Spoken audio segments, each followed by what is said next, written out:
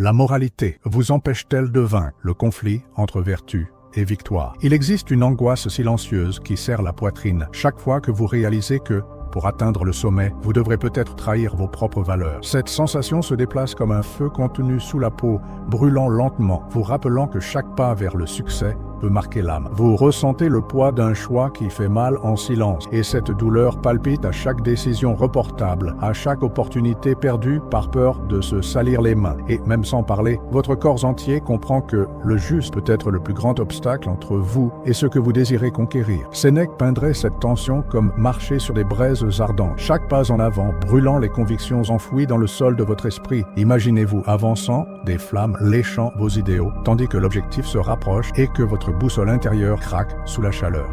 À chaque avancée, les braises rappellent que la victoire construite sur l'abandon de soi est une flamme sur le point de consumer le havre de paix de votre intégrité. Et, dans ce labyrinthe de chaleur et de peur, l'esprit cherche une issue qui ne laisse pas de cicatrices profondes. Épictète nous murmure, à travers les siècles, que ce ne sont pas les actes eux-mêmes, mais notre jugement à leur égard qui nous enchaîne. La moralité que vous portez peut être votre allié ou votre prison. Selon qui la définit en premier? Le poids de ce jugement est-il vraiment le vôtre, forgé par votre propre boussole intérieure, ou un ensemble de règles héritées de voix qui n'ont jamais osé traverser leur propre feu? Ce doute résonne en vous, défiant chaque conviction qui semblait inébranlable. Jusqu'où, permettez-vous, que le devrait être empêche le peut faire? Cette question résonne comme un tambour dans le silence de votre conscience, vous invitant à affronter le point exact où la vertu se transforme en entrave et la victoire vous échappe des doigts. Dans cette rencontre entre flamme et ombre, naît le véritable défi, découvrir s'il est possible de vaincre sans sacrifier l'éclat de votre âme. 1. La blessure cachée du « je ne peux pas ». Il y a une culpabilité sombre qui s'installe dans le silence de votre poitrine chaque fois que vous refusez un avantage pour être correct. Vous sentez un poids invisible agripper votre estomac, un nœud ténu qui serre à chaque respiration,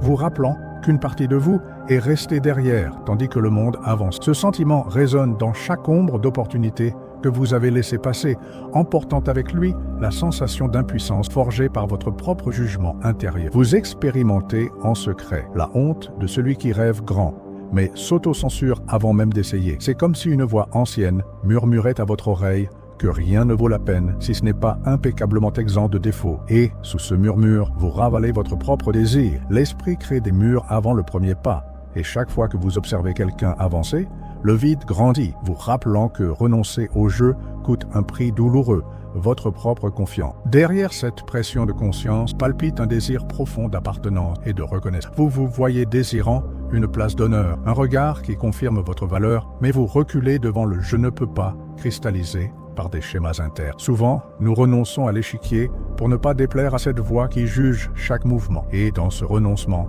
nous laissons échapper la chance de prouver la force qui vit en nous. Et, en reconnaissant cette blessure, une étincelle de courage surgit, la perception que, sans traverser la peur du « je ne peux pas », il n'y a pas de victoire qui puisse guérir la solitude de son propre silence. 2. Le stoïcien, mal compris, vertu contre inertie. Il existe une profonde méprise lorsque nous confondons intégrité et immobilisme, comme si rester fidèle à ses propres principes exigeait de garder le silence face aux opportunités. La vertu, loin d'être un poids qui paralyse, devrait être la force qui propulse l'action, alignée sur son essence. Cependant, beaucoup s'accrochent à l'idée que l'idéal ne se réalise que dans une perfection absolue, et ainsi, les décisions restent suspendues dans les limbes du doute, tandis que le monde continue son mouvement. Sénèque avertissait que la sagesse sans action n'est que vanité. Et cet avertissement résonne comme un doux coup pour celui qui croit que trop réfléchir équivaut à agir avec droiture. Le vrai courage consiste à s'approcher du feu sans le laisser consumer son âme, s'émarrer des braises avec un but et non reculer. Chaleur. La vertu exige le mouvement, même lorsque chaque pas semble inconfortable, car le terrain de l'intégrité se raffermit au contact de ses propres pieds, et non par l'inertie consolée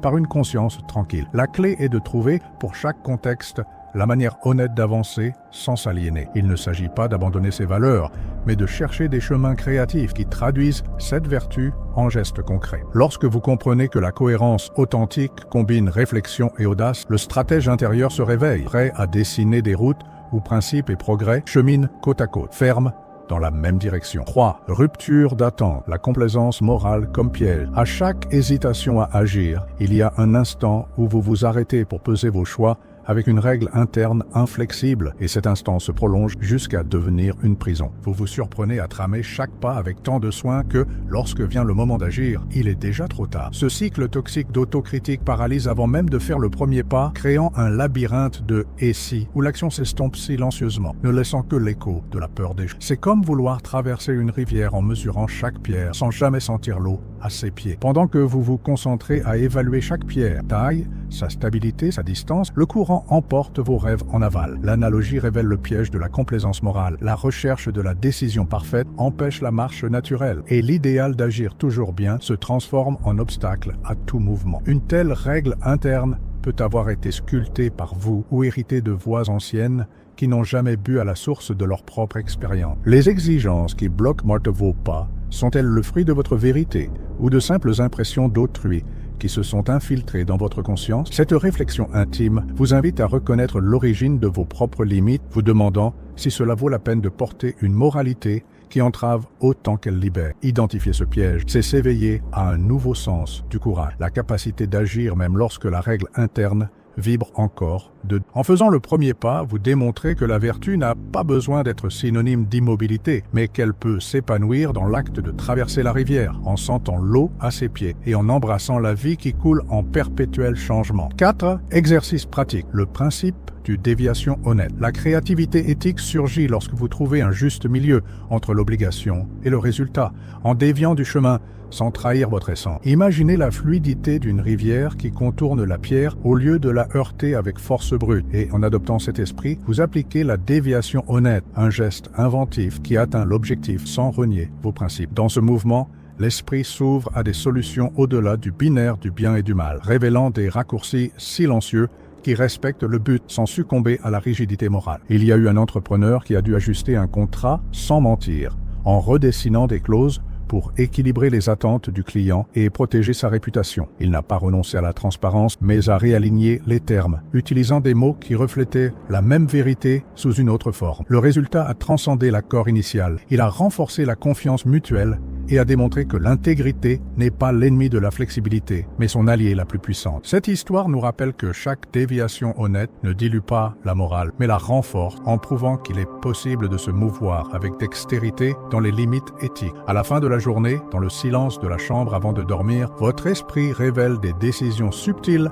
prises sous la faible lumière du crépuscule. Revoir ses choix et identifier au moins une déviation honnête créée dans la journée apporte de la clarté sur votre capacité à agir avec sagesse pratique. Sentir dans son corps la légèreté d'avoir surmonté une impasse morale sans s'abandonner renforce la confiance intérieure. Et ainsi, chaque nuit remplie de ces petites victoires, la déviation honnête devient une habitude, affinant votre caractère et élargissant les frontières de ce qu'il est possible de conquérir sans se trahir. 5. Métaphore révélate le gouvernail invisible. Imaginez un bateau fendant les eaux incertaines, propulsé par des voiles tendues par le vent de vos ambitions, mais gouverné par un gouvernail fait de bois fragile. Ce gouvernail est la moralité sans le renforcement de l'action, rigide, sec, incapable d'affronter les tempêtes sans se briser au premier fort. Vous percevez le bateau osciller, tourner sans contrôle lorsque vous essayez de vous guider uniquement par des principes qui n'ont pas reçu les soins pratiques de celui qui plonge dans la mer de la vie. La fracture du gouvernail représente le moment où l'éthique sans adaptation au contexte devient un obstacle au lieu d'un guide. En observant ce scénario,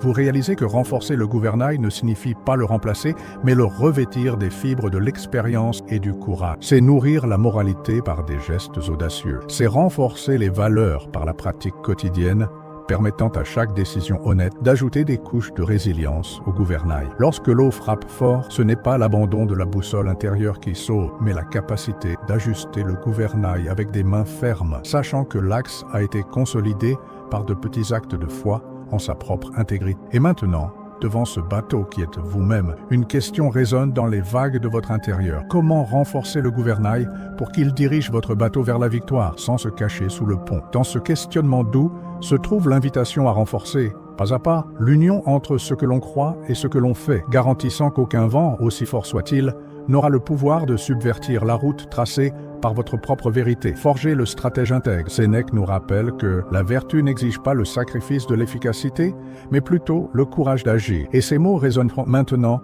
comme un doux clairon au fond de votre âme. La victoire honnête naît lorsque chaque pas est fait avec intégrité. sans renier le pouvoir du but ni succomber au poids des conventions. Dans cet équilibre, le triomphe cesse d'être un trophée lointain et devient l'expression de la force intérieure que vous avez cultivée en renforçant votre gouvernail invisible. Cicéron nous rappelle que la vraie grandeur est de vaincre sans corrompre l'âme, montrant que la victoire la plus durable est celle qui ne laisse pas de cicatrices de regret. Chaque déviation honnête, chaque choix courageux, chaque avancée alignée sur vos valeurs construit un héritage silencieux, solide, comme des fondations érigées sur un terrain ferme. C'est sur ce terrain de cohérence que vous érigez votre empire intérieur, inébranlable face aux tempêtes extérieures. À chaque lever de soleil, renouvelez le pacte avec vous-même, que les actions d'aujourd'hui reflètent la dignité que vous souhaitez préserver demain. Lorsque vous sentez la chaleur du choix serrer votre cœur, souvenez-vous du bateau qui navigue sur la mer de la vie, guidé par le gouvernail renforcé par l'engagement éthique. Et alors, devant tout l'échiquier, demandez-vous, si le monde vous offrait le trône